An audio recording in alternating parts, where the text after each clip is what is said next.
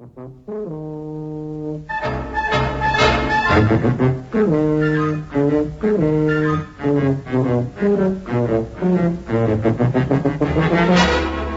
BBC presents Tony Hancock, Sidney James, Hattie, Jacques, Bill Kerr, and Warren Mitchell in Hancock's Hellfire.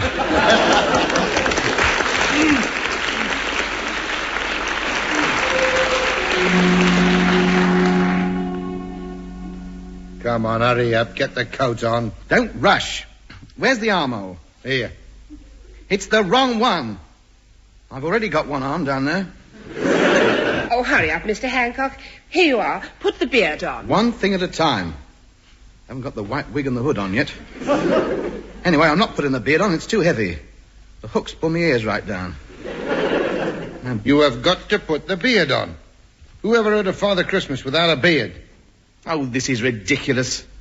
Why should I have to dress up every year just because Bill still believes in Santa Claus? Oh, you can't disappoint him. You know how he looks forward to Christmas and waking up in the morning and finding that Father Christmas has paid him a visit. His little cheeks flushed with excitement, his eyes all aglow, and the little squeals of delight as he unwraps his present and sees what he's got. Good grief, woman, the man is 34. It's not next. No, somebody should tell him. That's it. Go on. Take it all away from him. Destroy his little world. Strip him of his beliefs. Trample his dreams and his hopes into the dust. Have you no spark of humanity inside you? Oh, turn it up, Sid, please. You know as well as I do it's not right for a man of his years to write letters to Father Christmas. It's about time he faced up to the facts of life, ugly as they may be. I knew when I was 3. My old man saw to that. Catch him buying presents and dressing up.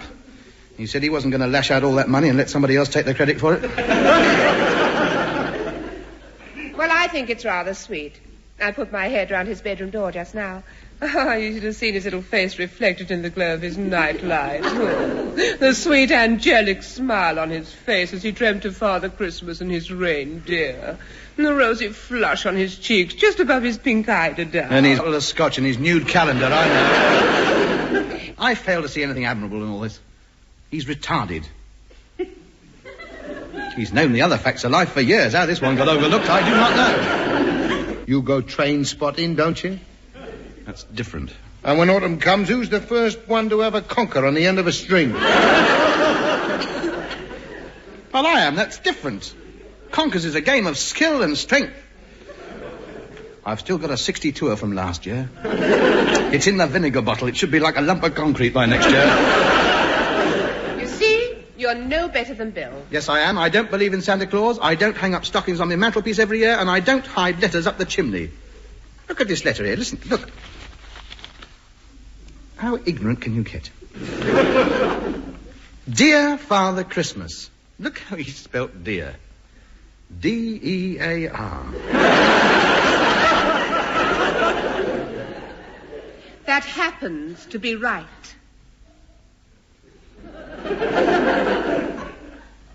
Oh. Well, he must have had help. Dear Father Christmas, I hope your reindeer are well. See, he's cunning, you know, he's cunning. He's soft soaping him before he gets to the I want bit. And I hope Mrs. Christmas is well. He's overdoing it a bit there, isn't he? I enclose a list of what I want. Here we are. This is the meat. Here we are. A plastic boomerang. A kangaroo that you wind up and it hops all around the room and then stops. I would also like a train set, a hula hoop, and an apple and an orange. Yours sincerely, Billy Kerr, age 412 months. Oh, isn't it lovely? And his little stocking hanging up there. Little stocking? It's one of yours, mate. There's room for 300 weight of oranges in there. He's no mug. Come on, hurry up. Get the beard on. He'll wake up in a minute. Look, let's tell him. He's bound to find out sooner or later. Oh, but you're so good at it. We can't get away with it forever. He nearly caught me last year.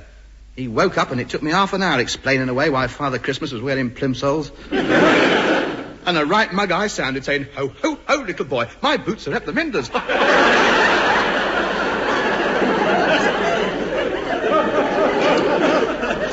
And all this pretense you have to keep up. Keeping a sledge tied up outside and a couple of donkeys with hat racks tied round their heads. Just in case he looks out of the window. All right. Never mind, it's only once a year, and if it makes him happy... All right. Just as long as I go on record as being dead against it. Now, give us the beard. Well, hurry up. He must never find out it's you. Oh, come on, hurry. All right. I'm getting ready as fast as I can. Now, stop keeping on at me. Good evening. Bill, what are you doing up? Ho, ho, ho, ho. Hello, little boy. Santa was just coming to see you. He just stopped down here to have a warm after coming from the North Pole. He's had a long journey. Ho, ho, ho, ho, ho, ho. Oh, yes.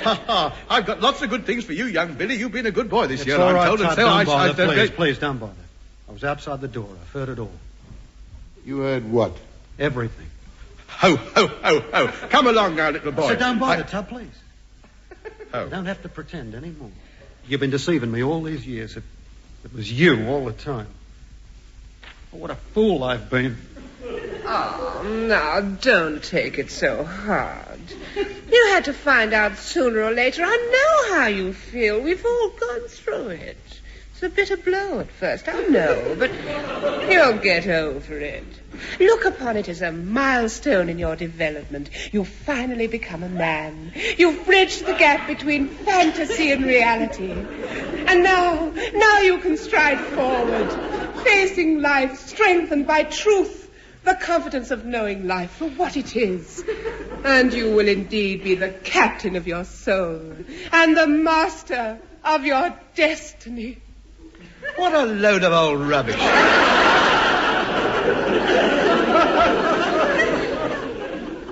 Captain of his soul?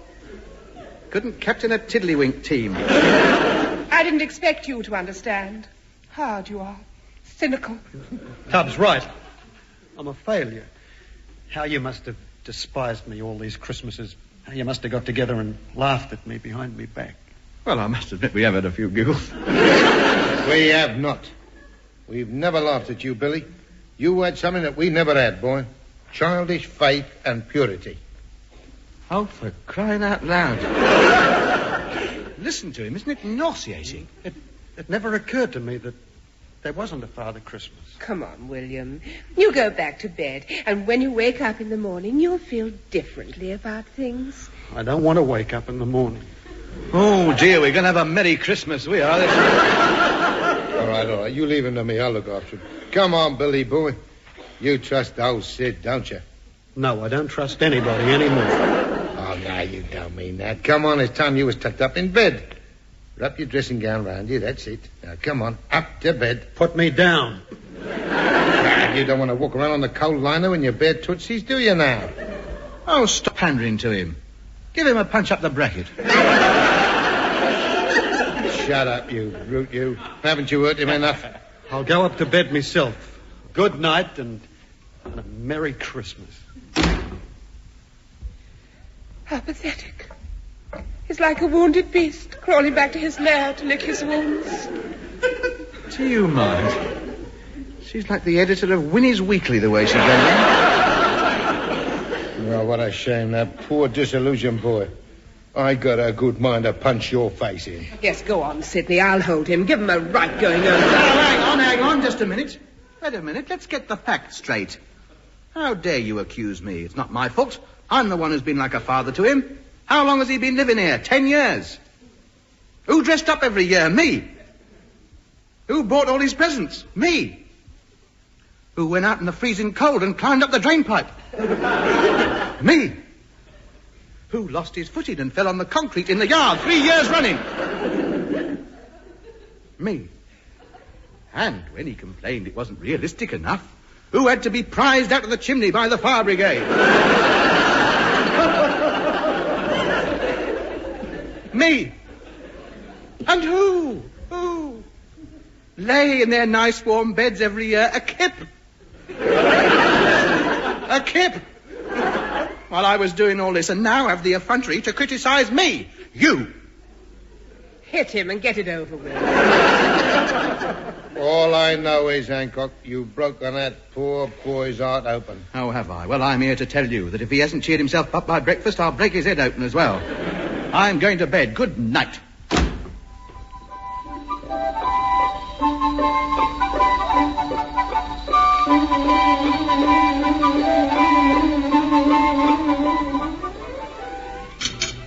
Come on, Billy. Eat your dinner. I don't want any dinner. You don't want your Christmas dinner? No. Oh, leave him. All the more for us. Oh, you forgot to eat, William. You'll be ill. I don't want to eat. Oh, doesn't he put the mockers on you? Tidings of comfort and joy. Look at him. If he doesn't want his dinner, he needn't have it. There are plenty of people who'd be glad of a dinner like that. Who? Me, for one. Give it over there. Oh, you are hard. I know. Let's pull a cracker. You'd like that, wouldn't you, Billy? No. So help me, I'll slush him with a drumstick in a minute. Look, Mush, you're spoiling our Christmas. Liven yourself up, boy. A Hancock table is noted for its jollity, its good-humoured repast. Interest in company and lively conversation. So do as you're told and pull a cracker. Come along, Sidney. You and I will pull one. Yeah, all right, then. Hold tight, everyone.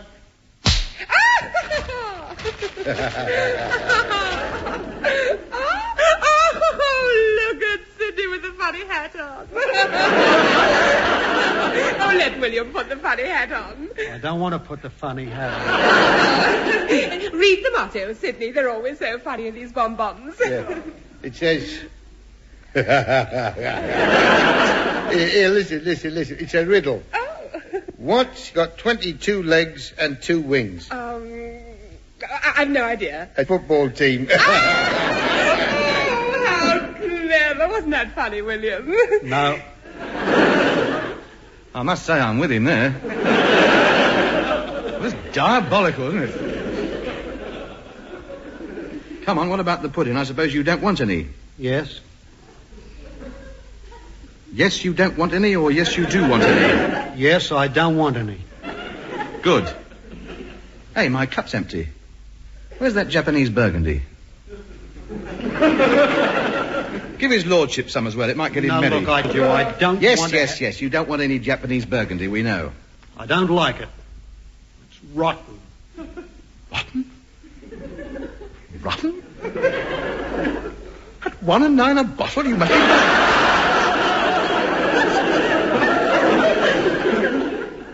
Ungrateful wretch. You've turned down the turkey, the pudding, and now the vino de casa. Porridge and salt for you in the morning, my lad. I don't care. I don't care if I never eat again. Neither do I. I only wanted her to say that, and I would be laughing. I always took it for granted. There was a Father Christmas. Oh, don't keep on about it. Look, when I told you last week there were no fairies, you didn't carry on like this. You took it philosophically, nay, sagely. Remember how impressed I was with the profundity of your remark. I can see it now. You were silent for a moment, and then you raised your head and you said, well, what is to be, will be. And I thought, he's right. That's quite true. It's a rare quality he's got there. The fatalism of the East, I thought. I thought we had something near the dawn of a new school of thought. Sort of Kerrism, you know. Where East meets West. And now, in one fell swoop, you've destroyed the hopes of the intellectuals of the human race. I'm sorry, Tut. I should think so. I just feel I just can't go on without him, that's all. All right, William. Now, don't upset yourself. We understand. Oh, he'll be all right. Give him a pill. He's not all right. He's gone rigid. Rigid?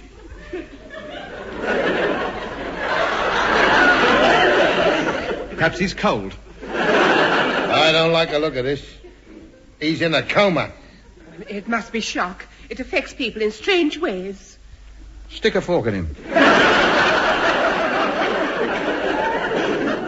I reckon we ought to call a doctor. Oh, don't be ridiculous. What are you going to say to him? Come quickly, Doctor. Leave your Christmas dinner on the table. There's a man here of 34 who's just found out about Santa Claus. You'll have him put away. Yes, go and ring up.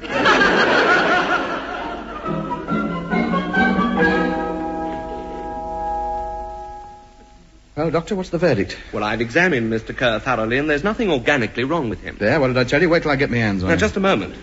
Nothing organically wrong, I said. Mentally, that's another question. He's bonkers. No, nothing as bad as that. Mr. Kerr's had a very severe emotional shock. People often react in this way to such shocks. It's a common occurrence. In his case, he's a strong fixation about Father Christmas, stronger than in most people. The fact that it has persisted to such a late age indicates this. Most people get over it in their formative years. Tell me, does he suck his thumb? Only when he's out of fags. Yes, I thought so.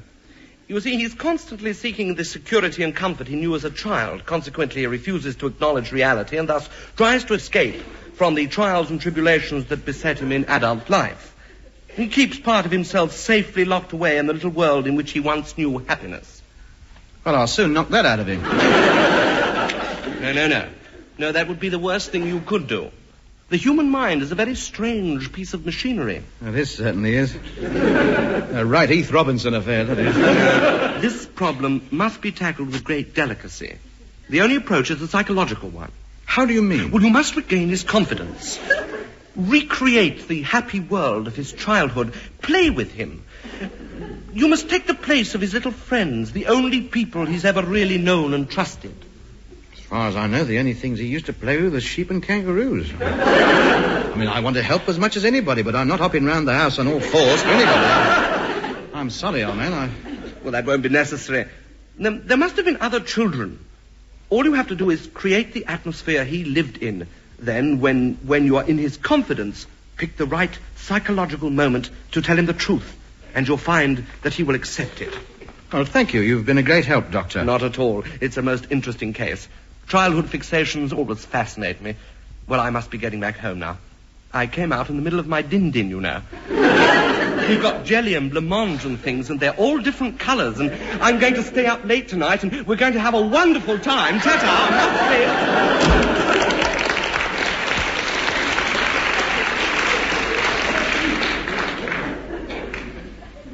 I think there was a touch of physician cure thyself there. Well, I think what he said made a lot of sense.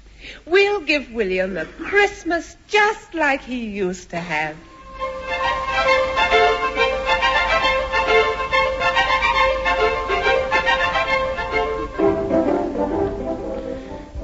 There you are. Look at the dining room. Look what we've done to it. No, I'm not looking. Tries his eyes open. Oh! There. No, I don't have to look. Oh! A Christmas tree! And all the lights on it, just like we used to have back home. That's a good start. I think we've got him. Hey, look, a fairy! I want the fairy! Oh, I wanted the fairy. Shut up. Let's play some games, eh? Oh, yeah, we used to play Postman's Knock. Oh, yes. I should say so. Not with her, the only bird here. I like a sporting chance before I go in for contests. Here, I know. What about cops and robbers? No, it's Bill's party. He chooses the games. Now, come on, Bill, what shall we play? What did you used to play back in Australia, eh? Remember the old shack out of the bush? The gramophone blaring out Waltzing Matilda, eh? Ha ha. And your mum and dad out dipping kangaroos on the billabong, and the swagman in his tucker bag swung under his jumbuck. Why, you used to see it just as if it's today, yes. Yeah, I remember. He's going back. Look at his eyes. They've gone glassy. We've done it. Yeah, Mum and Dad used to let me have the farm to myself on Christmas Day, and I used to invite me friends from the neighbouring farms, and we'd play. What did you play? Hey? Oh, hello, Bluey. Who? Bluey. That must have been his mate. He thinks you're Bluey. Say hello. Huh? Oh, yeah. Hello, Billy. I bought you a present. It's a plastic boomerang. Gee, thanks, Bluey. It's just what I wanted. Thanks, Sport. Who am I supposed to be? I don't know. Chance your luck. Hello, Billy. G'day, Victoria. Victoria, that's a laugh. I bought you a kangaroo that hops around the room and then stomps.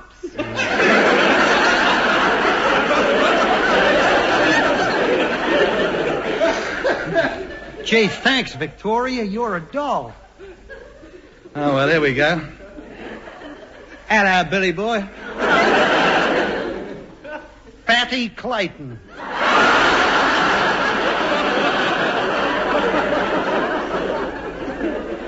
Who asked you to my party? Now, get out. I don't like you. God, I always pick a loser here.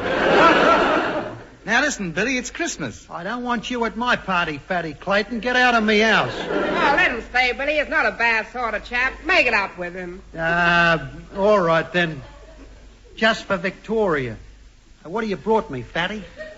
I don't know. They whipped all the stuff here. Oh. Well, the fact is, Colin, my folks ain't done so well this year on account we've sheared all the sheep and the frost got at them. There's no market for chilled mutton, so we ain't got no money. So I couldn't bring you nothing, sport.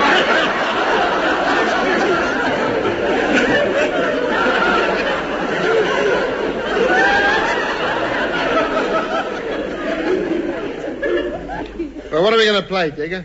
Let's all go down to the lake and have a swim.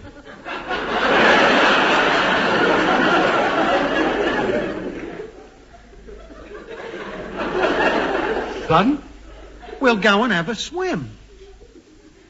Swimming in December, he's gone raving mad. Of course, I forgot.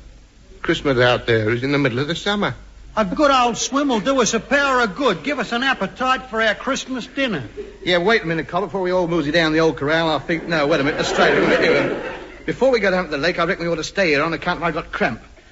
But you gotta come. We spend every Christmas swimming in the lake all day. Yeah, well, that's the trouble. You see, we're getting into a rut. Let's spend Christmas at home, like people in the old country do, round a great roaring fire, wrapped up and drinking steaming hot bottles of rum. They're at it all the time. No, I want to go swimming. Whose idea was this? We'll have to go. That water will be perishing. Let's tell him now about Father Christmas. What about Father Christmas? Oh, nothing. Let's get our trunks on and get down to the park.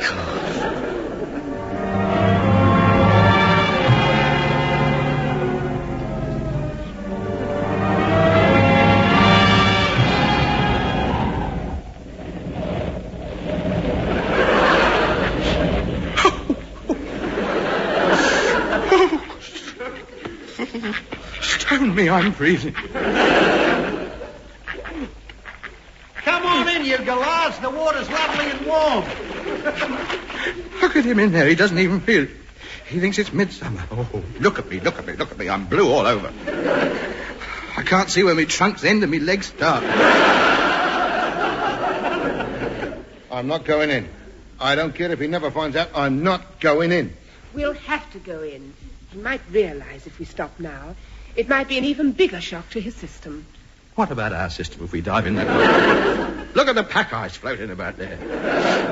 Even the Nautilus wouldn't go under that lot. Come on in, you jokers. What are you waiting for? Well, what do you reckon's the best way? A slow walk or a suicide jump? A mass jump. Get it over with. Right, now, all hold hands. All hold hands after 3. Right. 1, 2, 3, jump! Not a movement. Oh, this is ridiculous. Ahoy, hoy, hoya, hoya, hoya, hoya. What's the matter? Ooh. That duck shakes himself near me again.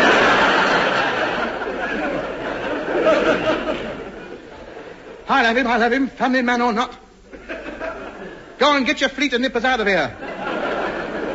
You web-footed fool. And you, yes, I know. Don't carry on like that.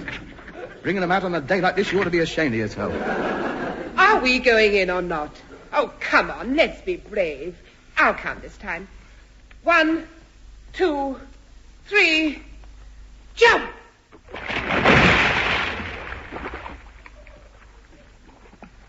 Very funny. What about you two coming in? All right, Uncle. Go on. I'll follow you in.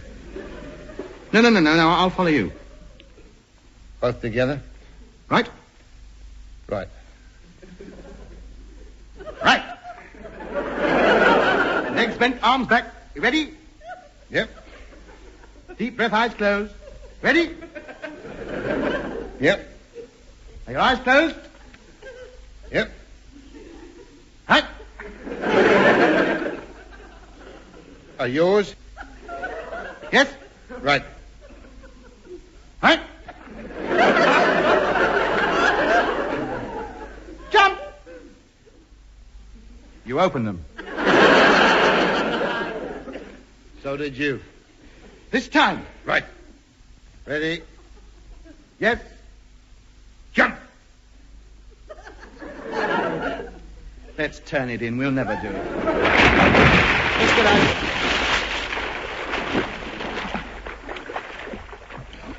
Who pushed us? I did. Where is he? I'm up here on the bank putting me clothes on.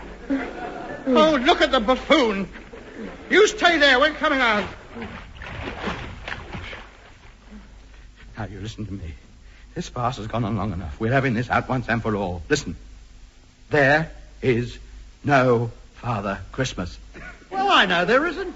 You don't believe in that bunkum, do you, fellas? We've been splashing about in the freezing cold water, and now you have the nerve to tell us that you don't believe in Father Christmas. Well, of course I don't. I'm 5 years old. You don't expect me to believe that stuff, do you? Oh, throw him back.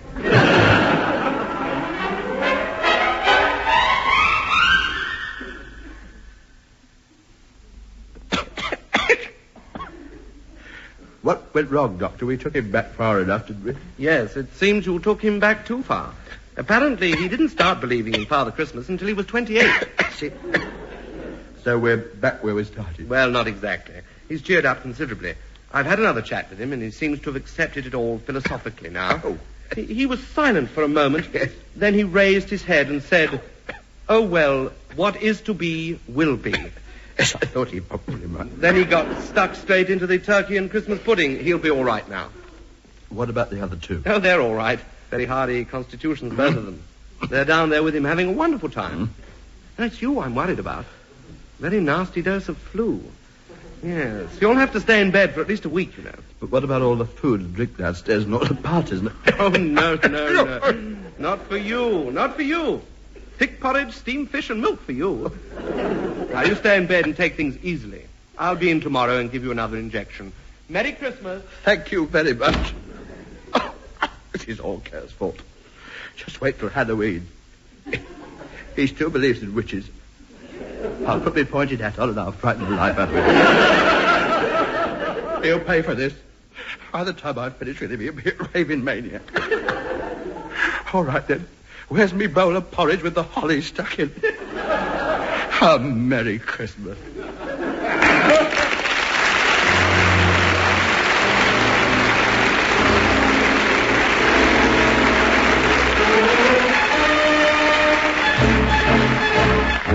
You've been listening to Hancock's Half Hour, starring Tony Hancock with Sidney James, Bill Kerr, Hattie Jacques, and Warren Mitchell. Theme and incidental music composed and conducted by Wally Stott. The show written by Alan Simpson and Ray Galton. The program was produced for the BBC by Tom Ronald.